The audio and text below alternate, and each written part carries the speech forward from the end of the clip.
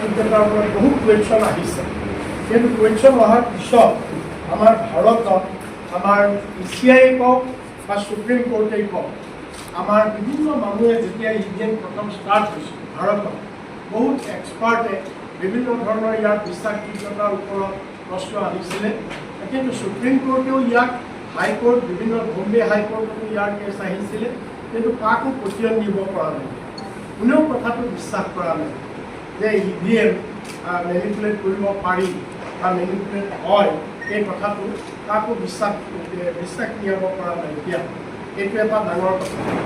এতিয়া ECI যুক্তিটো হ'ল, election কমিশ্যনত মিডিয়াৰ যুক্তিটো হ'ল আমাৰ ভাৰতত যে ইভিএমটো যেতিয়া ভোট হৈ যায় বা এনি টাইম ইভিএমটো যেতিয়া ভোট হৈ যোৱাৰ পিছত হেৰিয়াত হয় ষ্ট্ৰং ৰুমত হয়, ই কমপ্লিটলি অফলাইনত থাকে নাম্বাৰ 1, ইয়াৰ লগত কোনো ইণ্টাৰনেট সংযোগ নহয় নাম্বাৰ 2, আৰু ইয়াত কোনো ব্লুটুথ কানেক্ট নহয়, গতিকে ইয়াক কোনো কাৰণত টেম্পাৰিং কৰিব নোৱাৰে। এইটো হৈছে ECI যুক্তি, এইকাৰণে ইয়াক টেম্পাৰিং কৰিব নোৱাৰে। এতিয়া বাস্তৱিকতে যিটো হেক কৰা হয়, এনেকুৱা কথা নহয় যে বাহিৰৰ পৰাহে হেক কৰিব পাৰে, ভিতৰৰ পৰা। ইভিএমৰ কথাটো এনেকুৱা যে ইয়াত ভিতৰৰ পৰাও ইয়াক হেক কৰিব পাৰে, বাহিৰৰ পৰা দৰকাৰেই, ৰিম'ট কণ্ট্ৰলৰ পৰা দৰকাৰ নাই, বাহিৰৰ পৰা দৰকাৰ। এইটো হৈছে ইয়াক আমি পিছলৈ আহিম। এতিয়া যিসকল ছফ্টৱেৰ বিশেষজ্ঞ, এই বিশেষজ্ঞসকলে কৈছে যে ইভিএমটো এটা হৈছে মিনি কম্পিউটাৰৰ নিচিনা, আৰু যেনেকৈ এটা কম্পিউটাৰ আপোনাৰ প্ৰগ্ৰেমিঙত চলে, ঠিক সেইদৰে ইভিএমটো এটা প্ৰগ্ৰেমিঙত চলে।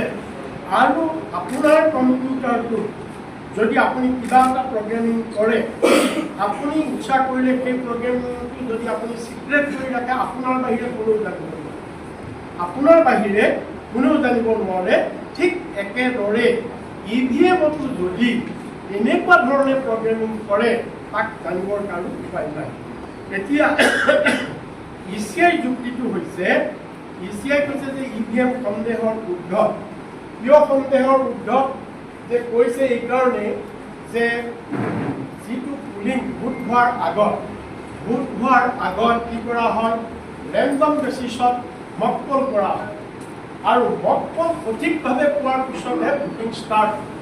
আৰু এই মক পলত বিভিন্ন কেণ্ডিডেটৰ এজেণ্টবিলাক থাকে, গতিকে ইভিএম কেতিয়াও মেনিপুলেট হ'ব নোৱাৰে। এইটো হৈছে ECI কথা। এতিয়া আমি এইটো চাওঁ নেক্সট, যে কিন্তু ছফ্টৱেৰ এক্সপাৰ্টসকলৰ মতে মক পল অৰ্থহীন। যদি মক পলত শুদ্ধভাৱে প্ৰগ্ৰেমিংটো আপুনি যেনেকৈ কৰে, যদি আপুনি প্ৰগ্ৰেমিংটো আগতে কৰি থয় যে মক পলত তুমি শুদ্ধভাৱে দেখুৱাবা, এইবুলি যদি কৰি থয়, তেতিয়া মক পলে শুদ্ধভাৱে দেখুৱাব। বা প্ৰগ্ৰেমিঙত মক পলৰ কথাটো নাহে, প্ৰগ্ৰেমিংটো এনেকুৱাকৈ কৰিব যে মক পল কেইটাত হয়, 7টাত হয়, অল ৰাইট 7টাত, আমি মেনিপুলেশ্যন 10টাৰ পৰা কৰিম, আমি 12টাৰ পৰা মেনিপুলেশ্যন কৰিম, প্ৰগ্ৰেমিঙত মেনিপুলেশ্যন তেতিয়া হ'ব। গতিকে মক পলত তেতিয়া বস্তুটো ধৰা নপৰে। আৰু ঠিক সেইদৰে মক পল আপুনি প্ৰগ্ৰেমিংটোত আপুনি যেনেকৈ ইনষ্ট্ৰাকশ্যন দিব, ঠিক তেনেকৈ তেওঁ কামটো কৰিব। গতিকে সেইকাৰণে মক পলটোৱে একেবাৰে চূড়ান্ত নহয়।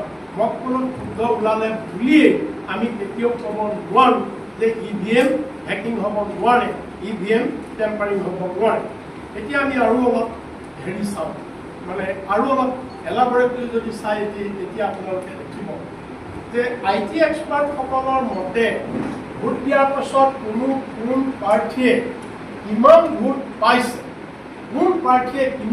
পাইছে, প্ৰথমতেতো বেলট ইউনিটত ভোট দিয়া আমি দেখুৱাম।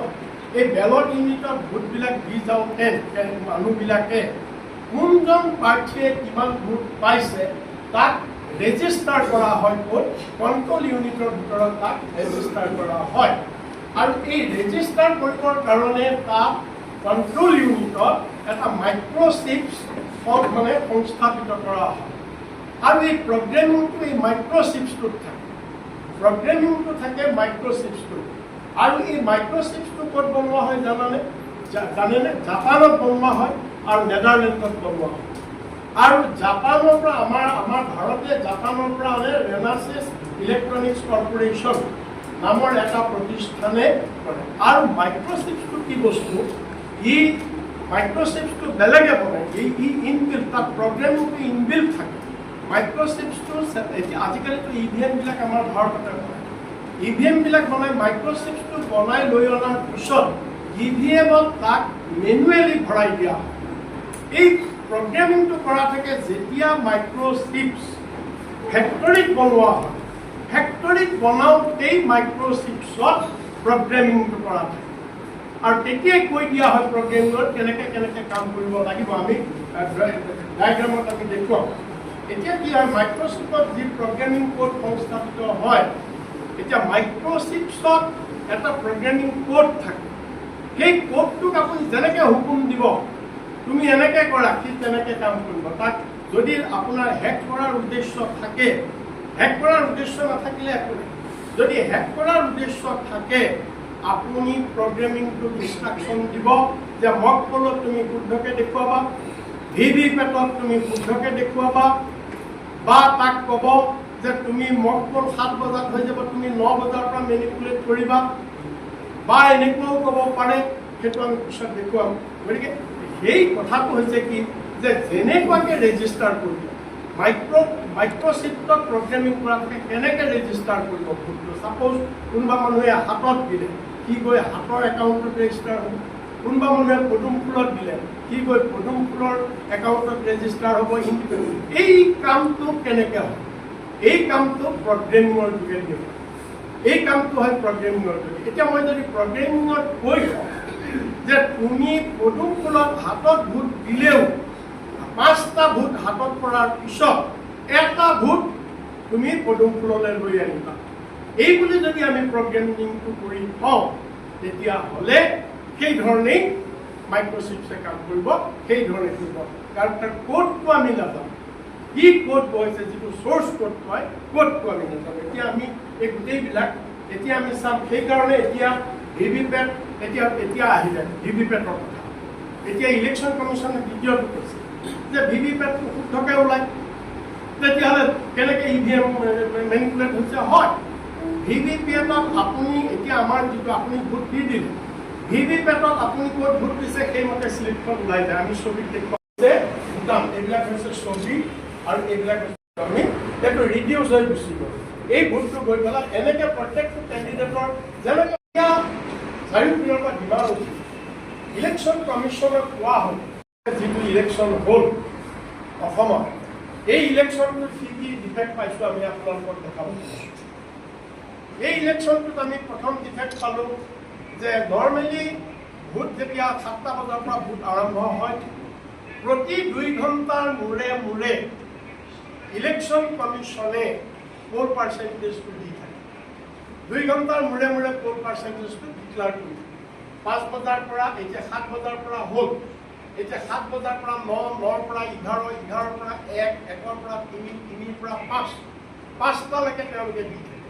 তাৰপিছত 5টাৰ পিছত যিটো হয় সেইটো নেক্সট ডে তেওঁলোকে মানে পাৰ্চেণ্টেজ প্লাছ পোষ্টেল বেলট, যিটো পোল পাৰ্চেণ্টেজ ঘোষণা কৰিলে তাৰ লগত পোষ্টেল বেলটটো যোগ হ'ল। পোষ্টেল বেলট ইয়াত এটা কথা ক্লিয়াৰ কৈ দিওঁ আপোনালোকক, যিটো পোল পাৰ্চেণ্টেজ কৰিছে সেইটো কোনদিনা, সেইটো কোনদিনাখন, সেইটো আমাৰ এইটো এটা সমষ্টি দেখুৱাইছোঁ আমি বজালী সমষ্টিত। আপোনালোকে চাওক, টোটেল ভোট হৈছে বজালী সমষ্টিত এইটো 1,65,508, আৰু বজালী সমষ্টিত ভোট পোল হৈছে এইটো ভোট, পোষ্টেল ভোট আৰু পোল ভোট, অৰ্থাৎ 4 তাৰিখত 9 তাৰিখে হোৱা ভোট আৰু 4 মে' দিনা কাউণ্টিং হোৱাৰ পিছত যিটো পোষ্টেল বেলট পালে সেইটো যোগ কৰি দিয়াৰ পিছত বজালী আপোনাৰ টোটেল পোল হৈ গ'লগৈ 85.21%।